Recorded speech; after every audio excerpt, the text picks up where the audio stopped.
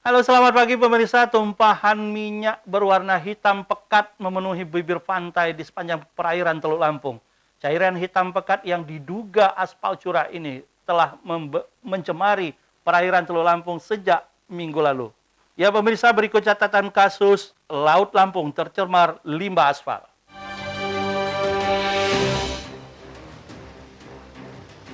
Pemirsa, limbah diduga aspal dan minyak mencemari pantai di 3 kabupaten di pesisir Teluk Lampung, yakni Kabupaten Lampung Selatan, Tanggamus, dan Kabupaten Pesawaran. Limbah serupa juga pernah mencemari pesisir pantai Lampung Timur di tahun 2020. Tumpahan minyak yang tergolong limbah B3 ini tidak saja berdampak terhadap kerusakan biota laut dan lingkungan pesisir, namun juga berdampak terhadap sektor wisata pantai yang baru dibuka sejak pelonggaran PPKM. Dari catatan Dinas Lingkungan Hidup Lampung, pencemaran paling parah terjadi di perairan Tanggamus. Dinas Lingkungan Hidup sendiri sudah mengambil sampel limbah dan sudah dikirim ke Laboratorium Material Limbah ditangani oleh Gakum Kementerian Lingkungan Hidup dan Kehutanan. Tim Liputan iNews melaporkan. Ya baik pemirsa, kita akan membahas tema tersebut dengan narasumber yang telah hadir di studio. Beliau adalah Direktur Wahana Lingkungan Hidup Provinsi Lampung, Bung Irfan Trimusri. Selamat pagi Bung Irfan, apa kabar? Pagi Bang Irfan, alhamdulillah sehat. Udah lama kita nggak ketemu. Iya, udah lama nggak ngopi bareng ya kan. Iya. Ini kalau ada urusan lingkungan pasti Bung Irfan yang selalu saya repotkan. Ini lagi kasus pencemaran yang ini sangat menarik. Udah ada 3 kabupaten kabarnya yang sudah tercemar ini, ada di Lampung Selatan, Tanggamus, dan Pesawaran ya. Nah mungkin sebelum awali obrolan kita dulu, kapan sesungguhnya mulai ketahuan itu pencemarannya? Pencemaran ini mulai teridentifikasi, informasi kita dapat sekitar 1 minggu sampai 10 hari yang lalu ya, dimana informasi pertama itu yang kita dapat di wilayah pesisir pantai, Kecamatan Gajah Basa, Kabupaten Lampung Selatan, dan juga di Pulau Sebesi, Kabupaten Lampung Selatan. Kemudian semakin hari semakin ke depan ternyata semakin merembet nih sampai ke Pantai Sebalang, sampai kemudian di Pantai Panjang Kota Bandar Lampung juga ada, juga kemudian di Pesawaran hingga sampai ke Teluk Semaka di Kabupaten Tanggamus, dan juga ada di beberapa spot di Kabupaten Pesisir Barat. Sudah melebar, berarti sudah 5 daerah dong ya? Sudah 5 daerah, bukan hanya di Teluk Lampung, tetapi Teluk Semaka dan Pantai Barat Lampung juga. Teluk Semaka juga sudah jadi imbas. Iya, betul sekali. Nah, baik. Nah, yang menarik, ini katanya yang kasus yang kedua. Iya. Kasus kedua, kasus pertama kapan itu terjadi? Kasus pertama itu terjadi sekitar bulan Oktober tahun 2020 ya. Tahun lalu ya? Berbarengan dengan kejadian tumpahan minyak di Kepulauan Seribu waktu itu. Nah, kalau yang di Kepulauan Seribu waktu itu sudah jelas teridentifikasi akibat kebocoran pipa minyak Pertamina. Namun yang terjadi di Pantai Timur Lampung di Agustus tahun 2020 itu tidak ketahuan dan tidak terpublikasi apa hasil penyelidikan oleh Polda Lampung waktu itu. Siapa pelakunya dan dari mana asalnya limbah-limbah tersebut berada, itu sampai dengan saat ini kita tidak tahu. Kalau bicara jenis limbahnya hampir sama dengan yang tahun kemarin? Hampir sama. Jadi limbah yang hampir sama yang memang kita duga itu selain berasal dari aktivitas pertambangan minyak dan gas ya, itu juga bisa disebabkan dari aktivitas kapal-kapal tanker yang melewati perairan laut Provinsi Lampung, baik itu kapal tanker yang mengalami kebocoran lambung ataupun kapal tanker yang melakukan pencucian lambung. Pencucian lambung kemudian limbahnya dibuang begitu saja ke tengah laut. Atau mungkin nggak, karena ada analisa bahwa ini dibawa arus sehingga sesungguhnya tumpahannya bukan di Lampung gitu. Nah, ini yang perlu diidentifikasi lebih lanjut gitu ya oleh pihak kepolisian, oleh pemerintah. Kita rasa tidak sulit lah ya bagi pemerintah maupun bagi kepolisian ya untuk membongkar dari mana sumber limbahnya. Karena kan kalau kita menduga ini berasal dari kapal, tentu bisa di-tracking. Dari kapal tanker apa saja yang lewat di perairan. Tercatat semua. Tercatat semua. Kapal tanker apa saja yang lewat di perairan laut Provinsi Lampung selama 2 minggu ini gitu kan. Bisa diidentifikasi dari situ. Kategori bahan yang dibawa juga sudah ketahuan. Betul. Begitu juga kalau memang ada dugaan kuat juga dari aktivitas pertambangan minyak dan gas misal, baik dari lokasi tambangnya maupun kilang-kilang yang ada di darat, kan bisa diidentifikasi itu. Toh yang memiliki kilang minyak di Lampung ini kan hanya Pertamina gitu kan. Pasti ada internal reportnya Pertamina kalau memang ada kebocoran. Betul. Baik, nah ini tentu kan sangat berdampak ke lingkungan, Bung Irfan. Artinya tidak hanya banyak hal ya, bukan hanya biota, tapi juga kelangsungan ekonomi pesisir, masyarakat pesisir, dan juga bahkan pariwisata kita juga menjadi loper. Nah, seberapa besar dampak itu? Dampak ini merupakan dampak yang panjang dan yang berkelanjutan ya. Oke. Karena seperti Bang Irwan sampaikan tadi, ini harus kita identifikasi seberapa luas tumpahan minyak ini terjadi. Maka di seluas itulah dampak-dampak itu akan dirasakan. Karena kita ketika berbicara tercemarnya atau terganggunya biota laut, tentu akan berdampak terhadap kehidupan para nelayan gitu kan, yang mengandalkan hasil tangkap ikan. Ketika ikannya mati akibat racun, tentu ikan tersebut kan tidak bisa dikonsumsi. Nah, begitu juga dengan daerah-daerah pariwisata yang selama ini misal mengandalkan wisatanya bersih, tapi tiba-tiba orang tidak bisa mandi di laut akibat adanya tumpahan minyak tersebut, tentu juga mengganggu aktivitas pariwisata yang ada. Nah, memang nilai ekonominya belum bisa teridentifikasi ya seberapa besar nilai kerugian ekonomi tersebut. Namun kalau kita berbicara dampak, tentu ini dampak yang besar dan cukup luas gitu. Oke. Nah, kalau kita lihat ini kan warnanya agak kehitam-hitaman. Sebagian sudah menyimpulkan itu aspal, bahkan tema kita juga sudah menyebut angka aspal. Apakah teman-teman lingkungan juga mengarah ke sana atau ada kemungkinan limbah lain ini, Bung Irwan? Dugaan kita sementara ini sambil kita menunggu informasi juga hasil uji lab yang dilakukan DLH Provinsi Lampung ya di lab KLHK, ya dugaan kita sementara ini berasal dari semacam jenis minyak mentah gitu dia. Semacam jenis minyak mentah yang kemudian mungkin karena aktivitasnya yang dia karena pengaruh suhu gitu ya, mungkin dia bisa mengental seperti aspal ini. Dan berubah warna jadi hitam ya. Baik, Bung Ipan, kita mau tahan dulu, kita mau jeda dulu jenak. Pemirsa, dialog kami dengan Direktur Wahana Lingkungan Hidup Provinsi Lampung masih akan kita lanjutkan setelah yang satu ini.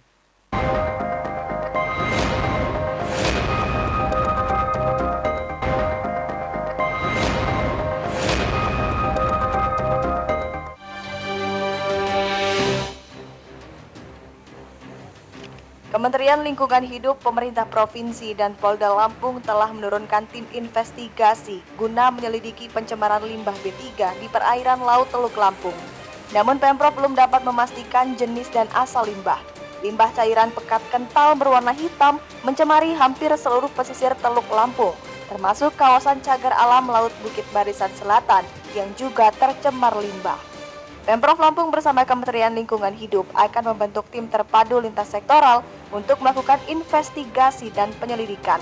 Tim juga meminta bantuan pihak Pertamina untuk melakukan uji laboratorium untuk mengetahui jenis limbah yang mencemari perairan Laut Teluk Lampung. Tim Liputan iNews melaporkan.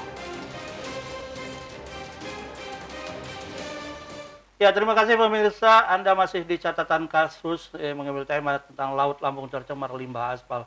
Kita kembali ke Bung Irwan. Bung Irwan, kalau kita lihat kondisinya ini kan sangat memprihatinkan. Jelas. Bahkan ini mengancam kelangsungan semua pihak, terutama nelayan, tadi kemudian ada biota laut juga, kemudian ada pariwisata. Nah, tentu ini harus meminta perhatian semua pihak, terutama aparat terkait ya, dalam kepolisian. Nah, kalau berkaca dengan tahun yang kemarin, kan kita tidak tahu nih hasil akhirnya apa gitu. Iya, betul.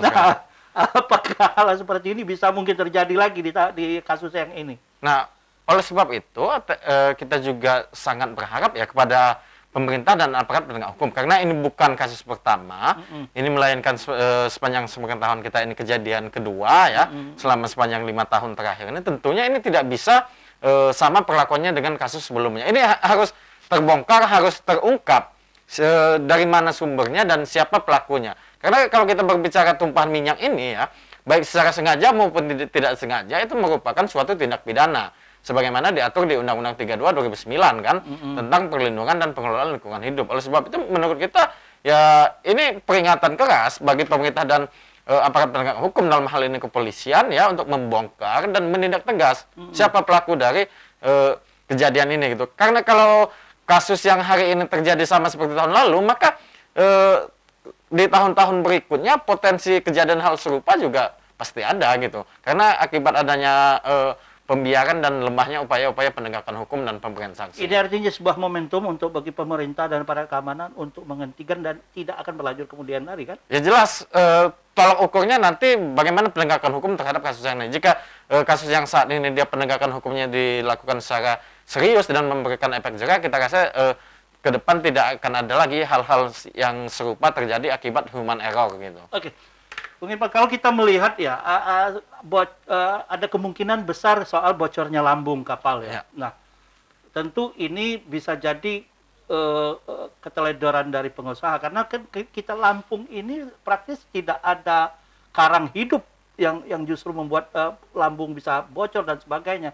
Nah, sesungguhnya ada tidak kemungkinan terjadi yang lain misalnya bukan karena kebocoran lambung atau ada unsur kesengajaan gitu? Iya, selain kebocoran lambung tersebut, kalau kita berbicara unsur sengaja, tentu dugaan kita aktivitas pencucian lambung kapal. Karena biasanya kapal-kapal tanker itu, kapal-kapal tanker itu dia dicuci lambungnya di tengah laut, kemudian kan air bekas pencucian itu otomatis dibuang kembali ke laut, sehingga terjadi tumpahan-tumpahan minyak-minyak mentah seperti yang terjadi saat ini gitu. Ada kemungkinan besar juga ke arah situ.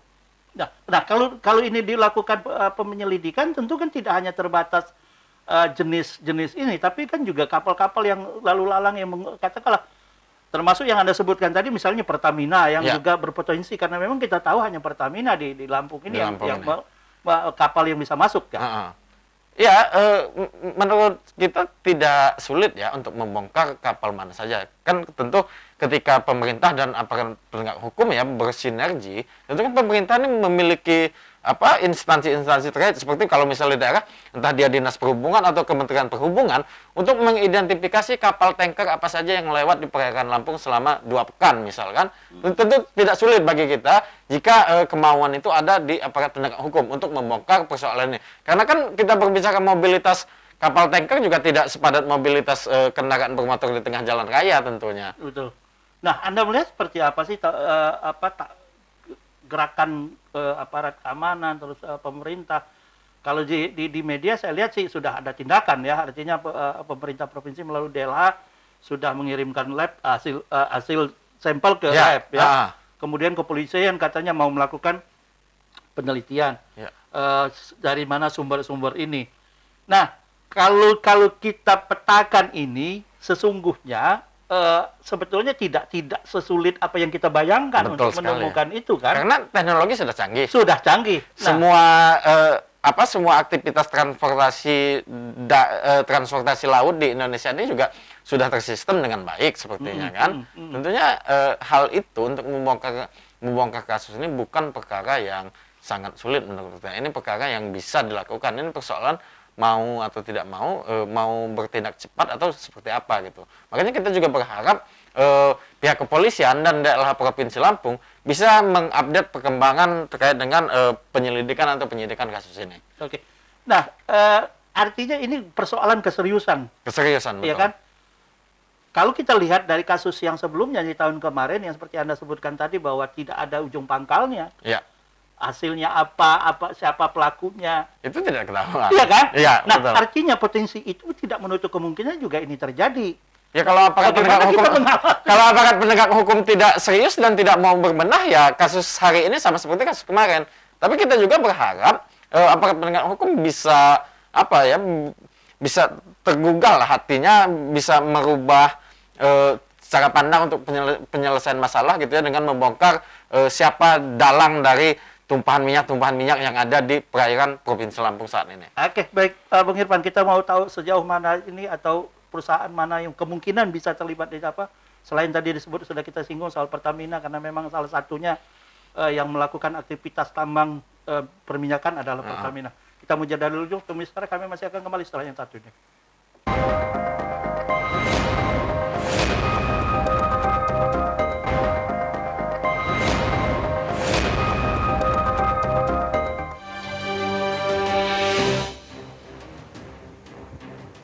Pemirsa, pemerintah Provinsi Lampung akan mengusut tuntas kasus pencemaran laut. Tidak hanya itu, pemerintah Provinsi Lampung juga akan melakukan tindakan tegas terhadap pelaku pencemaran. Gubernur Lampung Arinal Junaidi bahkan mengancam akan menutup perusahaan asal Lampung jika terbukti mencemari Laut Lampung karena bagi gubernur membuat laut tercemar sangat merugikan alam. Sementara Direktur Direktorat Kriminal Khusus Polda Lampung, Komisaris Besar Ari Rahman Narafin mengatakan, polisi sudah mengetahui ada sejumlah titik lokasi yang tercemar. Ditkrimsus berjanji segera menyelidiki dari mana asal limbah tersebut. Selain menerjunkan Dinas Lingkungan Hidup, pemerintah provinsi juga menugaskan Dinas Kelautan dan Perikanan atau DKP dibantu tim dari Kementerian Lingkungan Hidup serta kepolisian. Tim Liputan iNews melaporkan. Ya baik pemirsa, kita lanjutkan kembali dialog kita di catatan kasus kali ini bersama Bung Irfan dari Wahana Lingkungan Hidup Provinsi Lampung. Bung Irfan, tadi menarik tadi kita sebutkan ada bahwa salah satu misalnya lembaga ada Pertamina yang memang beraktivitas soal pertambangan minyak. Kemudian, nah ada kemungkinan perusahaan lain juga tidak yang ikut terlibat di dalam itu. Iya jelas kalau kita mengidentifikasi kan sumber ini bisa saja berpotensi selain dari kilang atau tambang minyak juga dari aktivitas kapal-kapal tanker yang berlayar di perairan laut Provinsi Lampung. Tentunya ya dugaannya ya perusahaan-perusahaan penyedia jasa kapal tanker tersebut tentunya Bang Irwan. Artinya ini harus ada diketahui dulu jenis pencemarannya, baru kemudian pendataan atau seperti apa memetakan atau memulai penyelidikan ini, Bung Irfan. Nah, ini nggak lagi. Menurut kita ya pertama itu memang yang dilakukan kepolisian ini kan bisa berbagi peran sebetulnya ya. Pertama yang bisa dilakukan kepolisian yaitu mengidentifikasi sumber-sumber pencemar. Misal mengidentifikasi kapal-kapal mana saja yang lewat di perairan Lampung selama beberapa waktu terakhir atau dugaan-dugaan lainnya yang berpotensi gitu. Kedua seperti yang dilakukan oleh Dinas Lingkungan Hidup ya, melakukan uji lab gitu untuk mengetahui kandungan dan daya cemar dari material-material yang ada saat ini gitu. Kemudian selain itu juga harus dipetakan secara detail juga gitu di titik-titik mana saja pencemaran tersebut ada gitu. Kemudian yang tidak kalah penting yang harus dilakukan juga baik oleh Dinas Lingkungan Hidup maupun Kementerian Lingkungan Hidup melakukan audit lingkungan terhadap dampak dari pencemaran ini, karena audit lingkungan ini nanti bisa dijadikan sebagai bahan untuk menuntut ganti rugi pemulihan lingkungan kepada si pelaku. Ya. Oke, kalau kita lihat itu ini artinya Kementerian Lingkungan Hidup juga harus terlibat langsung ke dalam itu. Jadi tidak hanya dilepaskan ke pemerintah daerah atau kepolisian Provinsi Lampung. Saya rasa bukan hanya pemerintah provinsi atau Polda ya, termasuk Kementerian Lingkungan Hidup, Kementerian Perhubungan, dan bila perlu Mabes Polri juga ikut turun tangan mensupport Polda Lampung untuk mengungkap gitu dari mana sumber-sumber pencemar ini ada. Oke. Nah, ini kan tentu ada pengalaman pahit yang seperti kita sampaikan tadi, Bang Irfan, bahwa tahun kemarin sudah ada kasus, kemudian tapi hasilnya kita nggak tahu hasilnya seperti apa. Nah, tentu teman-teman Wahana Lingkungan Hidup juga yang peduli atau termasuk masyarakat juga menginginkan ini menjadi kasus yang terakhir lah apa. Nah, apa harapan dari teman-teman lingkungan termasuk juga masyarakat yang peduli lingkungan terkait dengan kasus ini? Iya, kita berharap kasus ini bisa terbongkar ya. Dan jika sudah terbongkar, pelakunya juga bisa diberikan sanksi baik pidana penjara maupun denda yang tegas sehingga memberikan efek jera yang kemudian berdampak terhadap tidak adanya lagi kasus-kasus serupa terjadi. Karena kalau kasus ini tidak dibongkar atau si pelaku dia tidak diberikan sanksi yang tegas, maka potensi-potensi kejadian serupa akan berpotensi terus terjadi dan berulang kali di Provinsi Lampung ke depannya. Nah, kalau kita lihat dari pernyataan kepala daerah kita atau gubernur kita, bahkan secara tegas dia akan mengancam akan menutup perusahaan jika itu perusahaan Lampung. Ya. Nah, jadi persoalan ketika perusahaan itu bukan perusahaan di Lampung. Itu makanya tadi Bung Irfan sebutkan bahwa Kementerian Lingkungan Hidup juga harus terlibat langsung di situ, tidak hanya daerah. Nah, apakah mungkin ini bisa? Karena kita tahu ketika ini persoalan berlari ke Jakarta sudah agak sulit.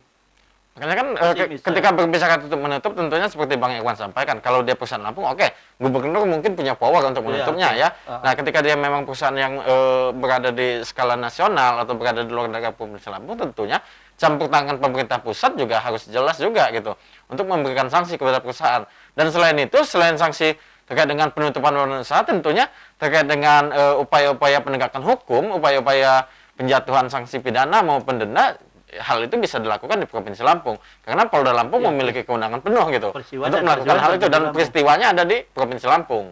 Oke, nah dalam hal ini di proses pelaku atau apa penyelidikan pelaku, tentu laut juga harus segera juga diselamatkan. Iya, betul sekali. Karena banyak yang seperti kita sebutkan tadi ada dampaknya nelayan, kemudian ada pariwisata juga. Nah, ini bagaimana memulihkan ini supaya lebih cepat?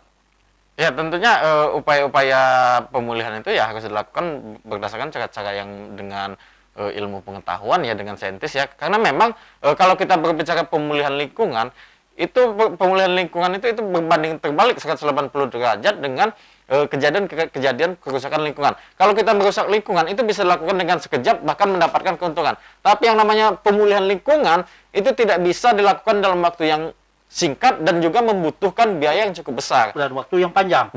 cukup panjang. Nah, oleh sebab itu selain itu juga ke depan harapan kita kegiatan-kegiatan patroli di wilayah perairan laut Provinsi Lampung juga harus ditingkatkan. Ini kenapa kita kan di Lampung ini cukup banyak ya instansi yang melakukan patroli di laut gitu kan. Ini kenapa persoalan ini muncul ketika memang masyarakat yang mulai meramaikan, memviralkan atau mengekspos lah kejadian-kejadian ini gitu kan. Ada tanggapan. Baru kemudian ada tanggapan. Jadi ada kesan pendiaman dong, Mas. Ya mungkin patrolinya yang kurang efektif selama ini gitu. Oleh sebab itu ke depan ya kegiatan-kegiatan patroli di laut juga harus ditingkatkan dan harus dievaluasi. Baik, terima kasih Bung Irfan. Sebenarnya makin menarik ini pembahasan ini karena mungkin urusan pencemaran laut ini bukan hanya persoalan limbah ini saja, tapi banyak hal lain juga. Tapi tentu kita di lain waktu masih bisa saya mengundang Anda untuk berdialog dengan tema yang lain. Pemirsa, aparat penegak hukum dan pemerintah harus segera mengusut pelaku dan menindak tegas pencemaran yang terjadi. Mengingat kasus ini sudah 2 kali terjadi dan dapat merusak perairan Lampung dan merusak masa depan nelayan Lampung. Pemirsa, catatan kasus kali ini berakhir sampai di sini. Saya Irwan Marwah, wakil kru yang bertugas undur diri mengucapkan terima kasih. Wassalamualaikum warahmatullahi wabarakatuh.